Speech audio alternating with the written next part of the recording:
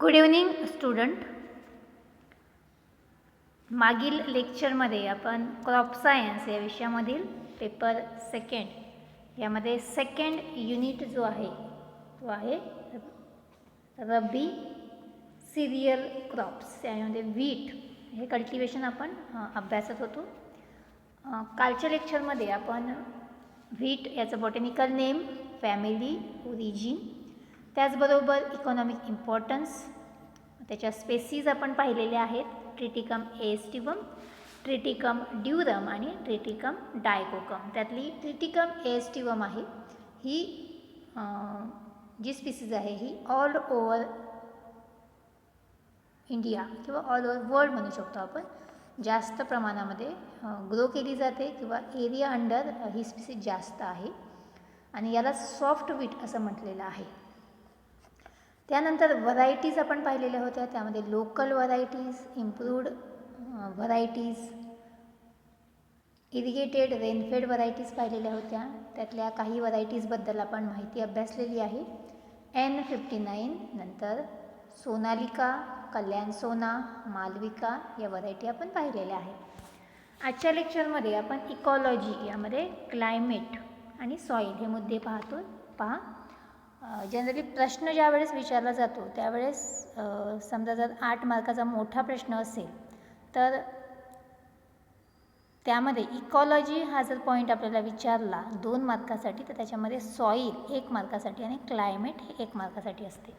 आणि निदान सॉईलमधले specific characters, specific soil आणि क्लायमेटमध्ये टेम्परेचर असेल, रेनफॉल असेल किंवा ट्रॉपिकल सब ट्रॉपिकल क्रॉप असेल तर हे महत्त्वाचे मुद्दे लिहिणं अपेक्षित आहे. यांना जास्त प्राधान्य द्यायचं आहे. तर क्लायमेट आपण पाहूया. Wheat is a temperate crop. या ठिकाणी wheat is a temperate crop. Temperate crop म्हणजे काय तर थंड वातावरणातील पीक, but widely adopted to varying climatic condition. हे टेम्परेट क्रॉप आहे. म्हणजेच काय तर इट सेकंड मुद्द्यामध्ये दिलेला आहे पहा. It needs cool, dry and clear weather for better growth and yield. लक्षात. तर टेम्परेट क्रॉप म्हणजेच काय, जसं आपण ट्रॉपिकल क्रॉप म्हणतो. Tropical means it required hot and dry or moist climate. त्याचप्रमाणे टेम्परेट क्रॉप म्हणजे काय तर it need cool, dry and clear climate for their better growth and yield of the crop. The optimum temperature range for growth is between 7 degree celsius to 21 degree celsius. जे आहे आपल्याला दिसते हे degree celsius आहे.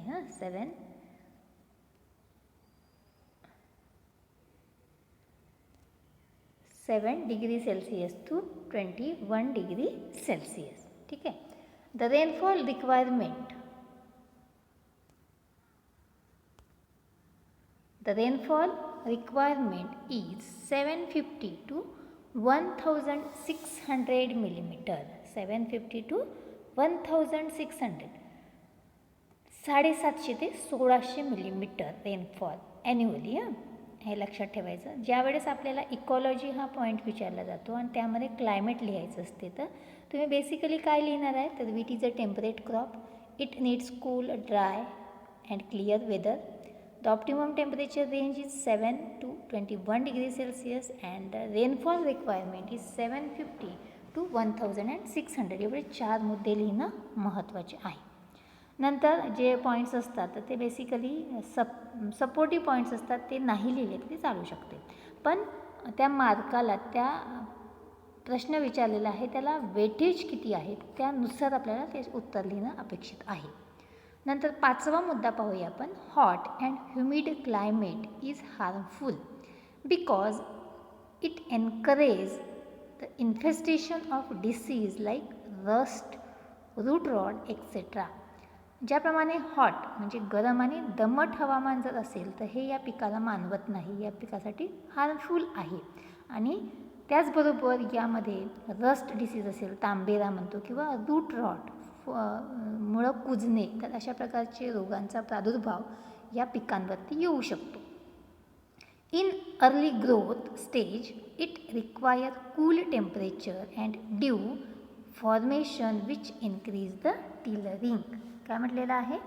Early growth स्टेजेसला म्हणजे जेव्हा seedling stage असते तर या सीडलिंग स्टेजमध्ये या पिकासाठी थंड वातावरणाची गरज असते, थंड वातावरणाची. अँड ड्यू फॉर्मेशन म्हणजे आता आपण जे गहू पिकाचं उत्पादन घेत होतं ते जनरली आपण हिवाळ्यामध्ये घेतो आणि त्यावेळेस दव आपल्याला माहिती आहे की थंडी पडली की पानांवरती दव पडते. तर तसं जर दव त्या पानांवरती पडत असेल तर त्यामुळे त्या पिकाला फुटवे येण्याची जी प्रक्रिया आहे ती जास्त प्रमाणामध्ये आपल्याला दिसून येते. त्याला म्हणतो आपण टिलरिंग ऑफ द क्रॉप. ठीक आहे. नंतर very low temperature, cloudy atmosphere and frost during grain filling stage is harmful. जर तापमान फार कमी असेल आणि ढगाळ वातावरण असेल, त्या दरम्यान धुकं असेल तर हे त्या पिकासाठी किंवा ज्यावेळेस दाणे भरण्याची प्रक्रिया असते तर त्या स्टेजला हे हार्मफुल आहे. ठीक आहे. क्लायमेट आपण पाहिलेलं आहे. त्याच्यानंतर आपण सॉईल बघूया. Wheat crop is grown in different types of soil ranging from desert soil to heavy soil. याच्यासाठी काय म्हटलेलं आहे? डिफरंट टाईप ऑफ सॉईल, वेगवेगळ्या प्रकारच्या जमिनीमध्ये आपण घेऊ शकतो. त्यामध्ये desert soil to heavy soil म्हणजेच लाईट सॉईलपासून तर हेवी सॉईलपर्यंत ह्या रेंजमध्ये आपण ह्या जमिनीची जी रेंज आहे मातीची तर त्या सगळ्या ह्याच्यामध्ये आपण याचं उत्पादन घेऊ शकतो. सेकंड मुद्दा आहे well drained fertile clay loam soil having moderate water holding capacity are ideal for irrigated wheat. Suppose जर आपण इरिगेटेड क्रॉप घेत असू, इरिगेटेड व्हीट क्रॉप याचं कल्टिवेशन जर घेत असू तर त्यासाठी पाण्याचा चांगला निचरा होणारी सुपीक जमीन आणि क्ले लोम म्हणजे गाळाची जमीन किंवा चिकण माती हेवी सॉईल. तर क्ले लोम म्हणजे तर मिक्सचर असते क्ले आणि लोमचं. तर आणि मॉडरेट वॉटर होल्डिंग कॅपॅसिटी, जर क्ले लोम सॉईल असेल तर त्याची वॉटर होल्डिंग कॅपॅसिटी कशी असेल? मॉडरेट असेल. तर अशा प्रकारची जमीन इरिगेटेड व्हीटसाठी ही सुटेबल आहे. Heavy soil with open structure which can retain the monsoon rainfall for longer period is ideal for dry crop. आणि सपोज जर आपण इरिगेटेड न घेता जर रेनफेड कंडिशन म्हणजे ज्या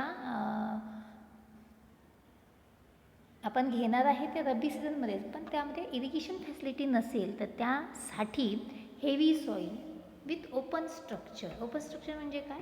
तर त्या ठिकाणी जी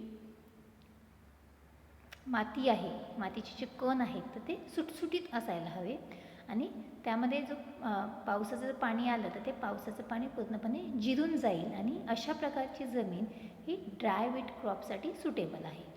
इन महाराष्ट्र ब्लॅक सॉईल, त्याला आपण रेगूर मृदा असं म्हणतो, regur black soil are most suitable for wheat cultivation. आता हे जो चौथा पॉईंट आहे सॉईलमध्ये तो आपल्याला लक्षात ठेवायचा आहे. महाराष्ट्रामध्ये ब्लॅक सॉईल ही व्हीट क्रॉपसाठी सुटेबल आहे. पण त्यातल्या त्यात सेकंड नंबरचा जो पॉईंट आहे well drain fertile clay loam soil having moderate rainfall moderate water holding capacity is ideal for irrigated wheat. ठीक आहे. याच्यानंतर आपण पुढचा मुद्दा पाहूया प्रिपरेशन ऑफ लँड, त्यालाच आपण टिलेज म्हणतो. तुम्हाला असा पण प्रश्न विचारला जाऊ शकतो टिलेज प्रॅक्टिसेस किंवा प्रिपरेशन ऑफ लँड. ठीक आहे. किंवा कल्चरल प्रॅक्टिस असं पण म्हटलेलं आहे. Wheat crop requires well pulverized but compact seedbed for good and uniform germination.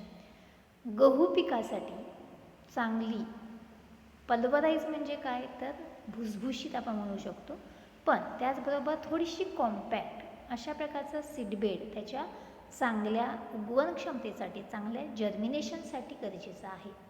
The seedbed should not be cloddy or dusty. तर हा जो सीडबेड आहे तो कसा नसावा तर तो क्लॉडी म्हणजे त्याच्यामध्ये खूप जास्त प्रमाणामध्ये क्लॉड्स नसावे, त्याला डस्टी म्हटलेलं आहे. Preparatory tillage operations varies with type of cultivation, that is whether grown as a rain-fed or irrigated crop. तर यामध्ये प्रिपरेटरी टिलेज ऑपरेशन काय म्हटलं आहे, व्हॅरीज म्हटलेलं आहे. म्हणजेच काय, तर आपण कुठल्या कंडिशनमध्ये ते पीक घेतो, ॲज अ इरिगेटेड घेतो की ॲज अ नॉन इरिगेटेड घेतो, रेनफेड घेतो, तर त्याच्यानुसार प्रिपरेटरी टिलेज ऑपरेशन हे कमी जास्त होऊ शकतात. ठीक आहे. त्याच्यानंतर tillage for dry or rainfed बिटर. यामध्ये टिलेज जे आहे कल्चरल प्रॅक्टिसेस, तर ते ड्राय किंवा रेनफेड बीटसाठी दिलेलं आहे बघा. Usually land is kept follow in monsoon season. Generally dry cultivation किंवा ड्राय किंवा रेनफेड बीट्स आपण घेत असू, तर यामधल्या पहिल्या मुद्द्यामध्ये की मॉन्सून सीझनमध्ये जनरली जी जमीन असते ती मोकळी असते, मोकळी ठेवायची आहे. ड्युरिंग मॉन्सून आणि पाऊस येण्याच्या कालावधीमध्ये 3 to 5 harrowings are given to remove the weeds and conserve the moisture. त्याच्यानंतर आपण 3 ते 5 कुळवणी करायची आहे आणि त्याच्यामधले जे वीड्स आहेत ते आपल्याला रिमूव्ह करायचे आहेत आणि मॉइश्चर, ओलावा हा साठवून ठेवायचा आहे, कन्झर्व करायचा आहे. Land is ploughed deep with an iron plough or tractor once in about 3 years. यामध्ये जमिनीची नांगरणी आपण आयर्न प्लोच्या सहाय्याने किंवा ट्रॅक्टरच्या सहाय्याने 3 वर्षामध्ये एकदा करायची आहे. After cessation of the monsoon 1 shallow harrowings is given and compaction of the land is done with the help of the planker just before sowing. आता यामध्ये आफ्टर सेसेशन ऑफ मान्सूनमध्ये जनरली मान्सून तोंडावर असताना एक लाईट कुळवणी हॅरोईंग आपल्याला करायची आहे आणि थोडंसं जमिनीला प्रेस करायचं आहे, कॉम्पॅक्ट करायची जमीन, एकदम भुसभुशीत नको आहे आपल्याला.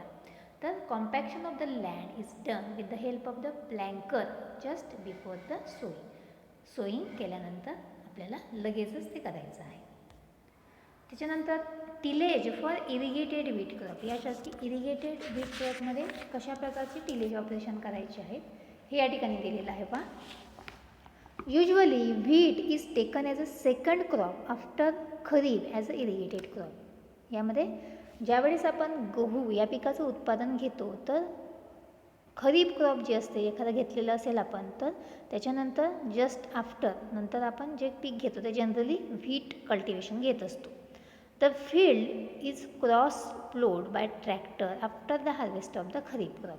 एखादं खरीप क्रॉप आपण लावलेलं असेल तर त्याच्यानंतर आपण क्रॉसवाईज प्लोईंग करायची आहे, उभी आडवी नांगरट आपल्याला करायची आहे. Then 3 to 4 harrowings are given for crushing the clods and the stubbles of previous crop. Weeds are picked to make a field clean. यामध्ये नंतर आपण 3 ते 4 हॅरोईंग करायची आहे. त्यामध्ये आपण आधीच्या पिकाचे स्टबल्स कलेक्ट करतोय किंवा वीड आपल्याला रिमूव्ह करायचे आहेत आणि ते आपण वेचून किंवा काढून टाकायचे आहेत. Once pre soaking irrigation is given to the field 4 to 5 days prior to sowing. त्याच्यानंतर सोईंग करायच्या आधी आपल्याला एक light irrigation, pre soaking irrigation म्हटलेलं आहे, ते 4 ते 5 दिवस आधी आपल्याला सोईंग करायच्या आधी द्यायचं आहे. आफ्टर वापसा, आता त्याला वापसा कंडिशन म्हणतात की आता जमीन पेरणी करण्यासाठी तयार झालेली आहे. आफ्टर वापसा condition harrowing and planking are given to prepare the final seed bed for sowing. यामध्ये जमिनीची नांगरट केलेली आपण, कुळवणी केलेली आहे आणि त्यानंतर वापसा कंडिशन आली की जमीन थोडीशी कॉम्पॅक्ट करण्यासाठी आपण प्लँकिंग करणार आहोत आणि फायनल सीडबेड तयार करणार आहोत सोईंग करण्यासाठी. साराज are made with the help of the सारा यंत्र and bund former and irrigation channels are open by running ridger between the 2 rows of the सारा after sowing of the weed. तर यामध्ये आपण सारा यंत्राच्या सहाय्याने सरी तयार करून घेणार. सारा मेथड्स म्हणतात त्याला. Field is divided into the long narrow strip. मोठमोठ्या स्ट्रिपमध्ये फील्ड डिवाईड केलेलं, त्यामध्ये सारा यंत्राचा आपण वापर करणार आहोत किंवा बंड फॉर्मर म्हणतात त्याला. आणि इरिगेशन चॅनल आपल्याला ओपन करायचे आहेत, एक जी रिजेस असते त्याच्यामधून by running ridger between the two rows. ते दोन सालाचे बेड तयार केले असतील तर त्या दोन बेडच्या मध्ये आपल्याला रिजरच्या सहाय्याने इरिगेशन चॅनल तयार करून घ्यायचे आहे. तर अशा प्रकारे आपण इरिगेटेड व्हीटसाठी टिलेज ऑपरेशन करणं गरजेचं आहे. ठीक आहे. आता ह्याच्यामध्ये हे खूप जास्त प्रमाणामध्ये दिलेलं आहे. काय लक्षात ठेवायचं तर प्लोईंग करायचं आहे, 3 to 4 हॅरोईंग करायचं आहे, नंतर 1 इरिगेशन इज गिवन, नंतर आफ्टर वापसा planking is done and with the help of the सारा ridger irrigation channels are open. एवढंच आपण लक्षात थोडक्यात लक्षात ठेवायचं. आता पुढे आहे selection of wheat seed for sowing. Sowing करण्यासाठी जे गव्हाचे सीड्स आपण म्हणतो तर ते कसे सिलेक्ट करायचे आहेत पहा. Well developed bold seed should be collected from fully dried crop and stored separately. पूर्णपणे ड्राय झालेले क्रॉप आहे त्यापासून चांगले डेव्हलप झालेले मोठ्या आकाराचे सीड्स आपल्याला कलेक्ट करायचे आहे सेपरेट. ठीक आहे. Seed should be healthy and free from seed borne disease. ते हेल्दी असले पाहिजे आणि सीड बॉर्न डिसीजपासून फ्री असले पाहिजे. It should be free from admixture of the weed seeds. आणि त्याचबरोबर काही वीड असतात त्याचे काही सीड्स त्याच्यामध्ये मिक्स असतात ते त्याच्यापासून फ्री असणं गरजेचं आहे. फक्त आणि फक्त व्हीटचे सीड्सच त्याच्यामध्ये असणं गरजेचं आहे. It should be stirred once or 2 times during the hot period of the day. आणि त्याच्यामध्ये आपल्याला ते जेव्हा आपण सिलेक्शन करणार आहोत तर ते दिवसामध्ये जेव्हा सनलाईट असतो आणि ते आपण सीड पर्पजसाठी ते करतो तेव्हा ते स्टीर करायचे आहेत आपल्याला. आपण थोडंसं सुकवणार आहे त्याला. The dried seed should be stored in gunny bag. The dried seeds should be sown in Ghani bags. आपल्याला गनी बॅग्समध्ये ते काय करायचे आहे स्टोअर करायचे आहेत for sowing in new season. नवीन सीझनसाठी आपल्याला ते स्टोअर करायचे आहेत. ठीक आहे. तर अशा प्रकारे आपण हे जे सीड्स आहे तर ह्याची जी जर्मिनेशन कॅपॅसिटी असते तर ह्याची जर्मिनेशन कॅपॅसिटी ही चांगल्या प्रकारे असते. It should have good germination capacity. It should be free from admixture of the weed seeds. It should be healthy and free from seed borne diseases. It should be well develop and bold seed. असं आपण लक्षात ठेवू शकतो. ठीक आहे. याच्यानंतर आपण पाहूया सीड ट्रीटमेंट. आता सीड ट्रीटमेंटमध्ये पहा sun drying or solar heat treatment. This treatment is given to protect the crop from the seed borne disease like smut. ही जी ट्रीटमेंट आहे सन ड्राईंग किंवा सोलर हीट हे MCQला फिल इन द ब्लँक्सला आपल्याला येऊ शकते की sun drying treatment is given to wheat crop to control the dash disease. कुठला स्मट डिसीज कंट्रोल करण्यासाठी आपण सोलर हीट ट्रीटमेंट देतो. The seed should be selected from freshly harvested wheat crop. Seed should be selected from freshly harvested wheat crop. जे काही seeds आपण select करणार आहे ते फ्रेश जो हार्वेस्टिंग व्हीट आहे त्यापासून आपल्याला करायचे आहे. It should be spread on a roof in a layer not more than 2 centimeter thick and dried in hot sun for 2 days. आपल्याला उन्हामध्ये चांगलं व्यवस्थित सुकवून घ्यायचं आहे. जास्त जाड तर आपल्याला द्यायचं नाही आहे. It should be stirred 1 to 2 times during the hot period of the day. हे आपल्याला वरखाली करायचे आहे. The dried seed should be stirred in gunny bag stored in gunny bag for sowing in next season आहे. त्यानंतर ते गनी बॅगमध्ये store करायचे आहे.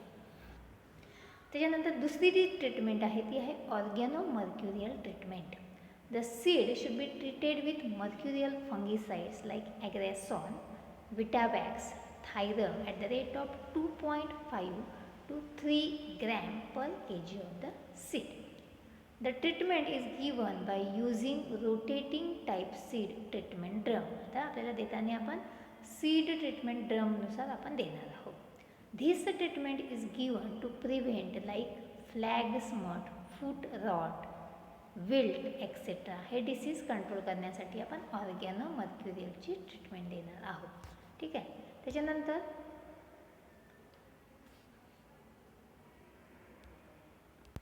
त्याच्यानंतर आहे हॉट वॉटर ट्रीटमेंट.